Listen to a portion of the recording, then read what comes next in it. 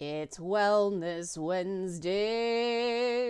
Wellness Wednesdays, and as promised, I am making sure Wellness Wednesday happened. I didn't do Twitch last night because I just got too far behind. Every 3 months, I have to do this whole battery of medical tests for the autoimmune condition I have. And it came up, and with the snowstorm and with COVID and everything like that, everything is just taking so very long. And so I got behind and I had to triage.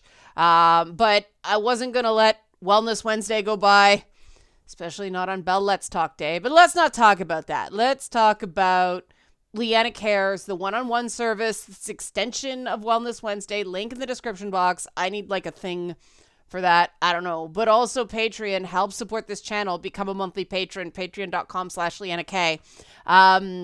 Okay, so I am working on a new kind of theory that is inspired by my Princess Sparklemuffin character.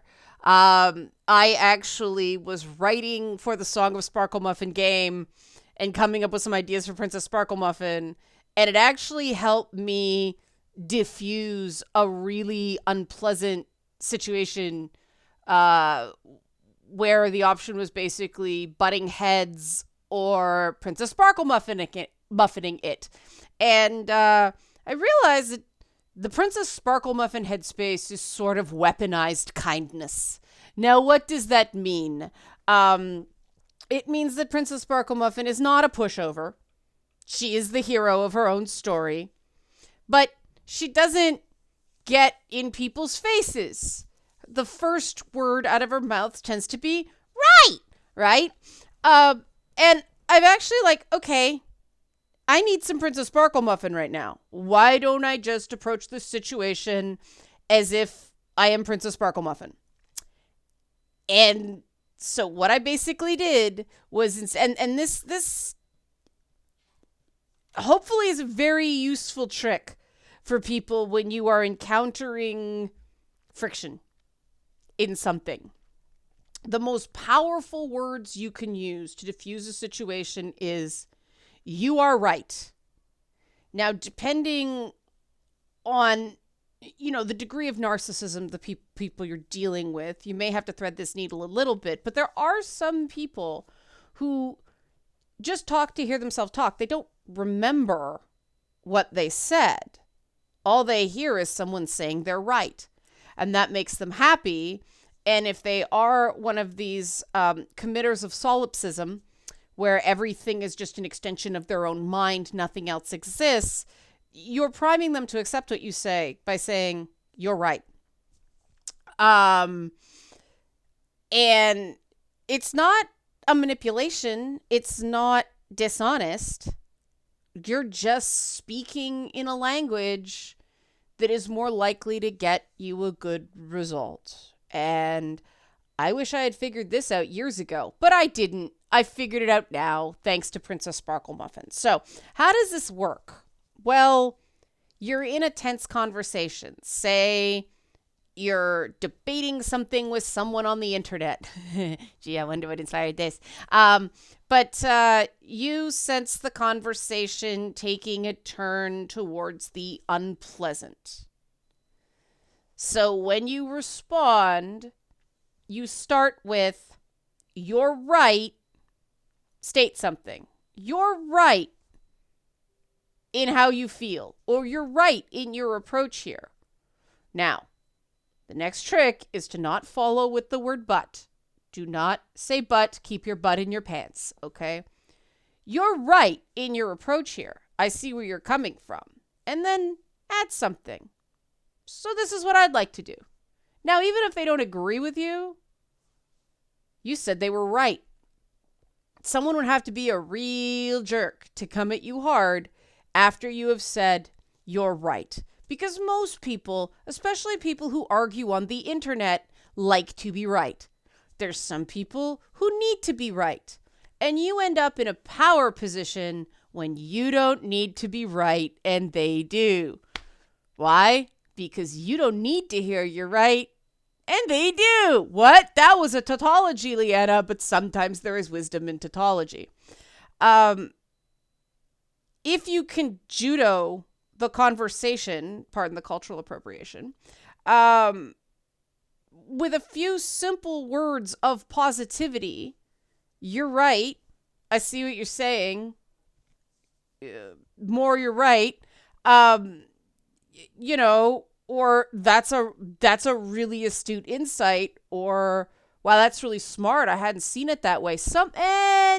Anything that gives them the, you know, that seems to give them the intellectual high ground, um, makes them makes you appear more agreeable, and so they appear more agreeable. And agreeable, yes, is one of the big five personality traits that, and this is one of those things that my issue with the big five personality traits is it treats agreeableness as something innate, not something that's performed.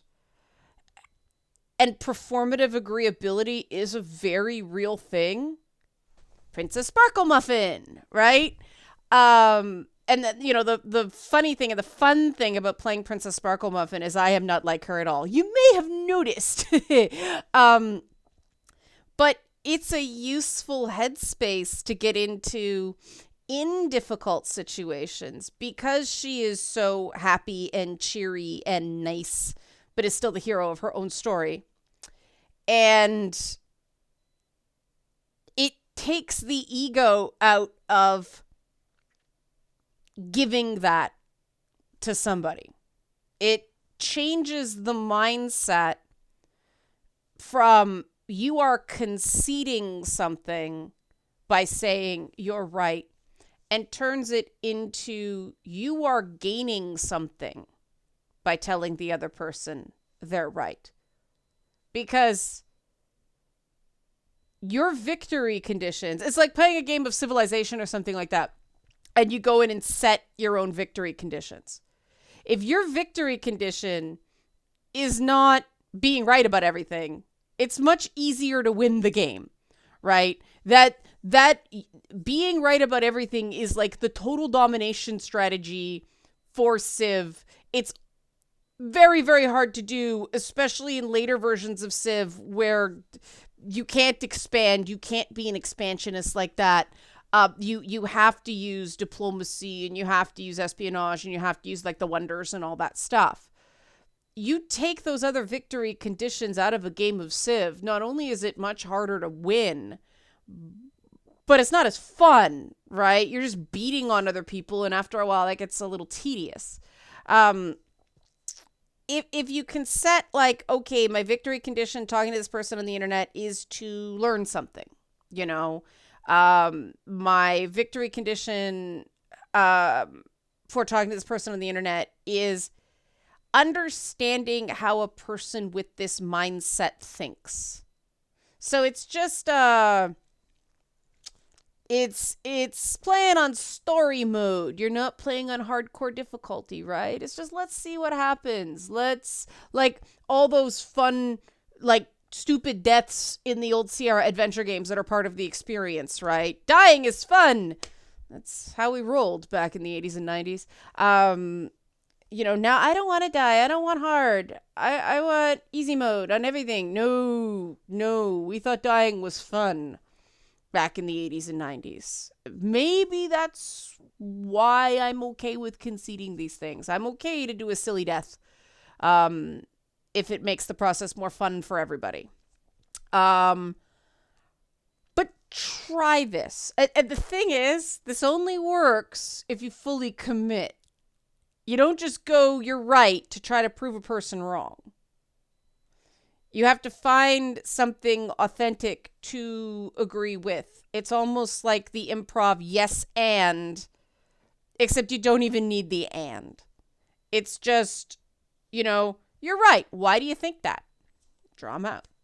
Like, you're right. How did you come to this conclusion? Something like that.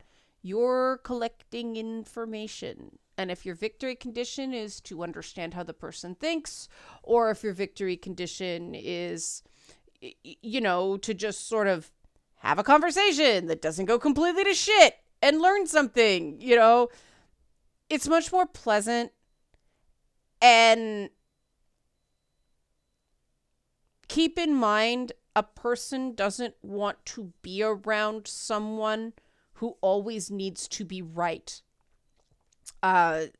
Something I say is you cannot love perfection, because loving someone or something is accepting it faults and all, right? You don't have to like the faults, but you have to be aware of them. That's the difference between infatuation and love, right?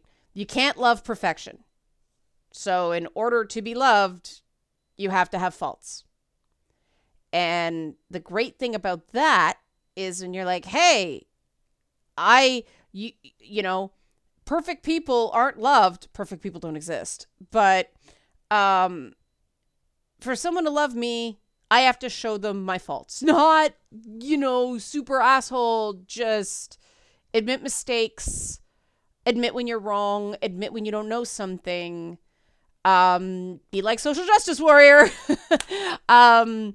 He is so lovable because he is so flawed. But outrage.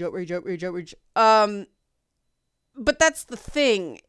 By adopting these sort of personas, and you can make up your own Princess Sparklemuffin, super, super agreeable, or your own Solomon Justice Walker or SJW, who's like flawed and lovable. But you can inhabit these states for the purpose of given conversations. This may sound insane, but it works, especially if you're self-conscious about socialization or navigating social circumstances. You can adopt a persona, and it doesn't always have to be, your favorite headline superhero. I wouldn't recommend adopting your favorite headline superhero, because Superman doesn't walk around his day-to-day life as Superman. He walks around as Clark Kent. You want that Clark Kent persona. The mild-mannered, guy. Because that can go, well, gee, Lois, that's really interesting. That was my best Chris Reeve Superman voice. But this does work. And the nice thing about playing a character in your own head is it gives you a bit of emotional distance and puts you in what's called a risk immune state or a rejection immune state, because you're just playing a character. If it doesn't work, it was just science. And that's the other nice thing about sort of putting yourself in that, weaponized positivity or performative agreeability headspace. Is if it backfires, I just gave you bad advice. It has nothing to do with you. But it is a skill you can practice. And online is a really great place to practice, because you can get a burner Twitter account and be a, tiger furry or something like that. I just pulled that out of my butt. Be a bunny furry. Maybe that's more agreeable. Yeah. But if this is a concern, you can try this on for size using a Twitter persona or something like that to practice. See how it goes. See if it works better for you. And then apply it to real life circumstances. This is especially useful, I have found, for dealing with high maintenance family members. Just saying. Because you can you're right yourself through the conversation. Like everything they say, you're right, and just ask a question. You're right. Where did you get that information? You're right. How did you find that out? You're right. Where did you see that? Or that's really interesting if you don't want to confirm it. It's like, that's really interesting. Where'd you see that? Or I'd never heard that before. Where'd you find that out? And you can just bluff your way through that unpleasant dinner conversation or lunch conversation or whatever, giving them absolutely nothing to pick on, because you're just letting them talk about yourself and you don't care because you're pretending to be Princess Sparklemuffin. Right? Right. Okay. Let me know if this works. Help support this channel. Become a monthly patron. Patreon.com/LeannaK. Leanna Cares signups. Thanks for watching.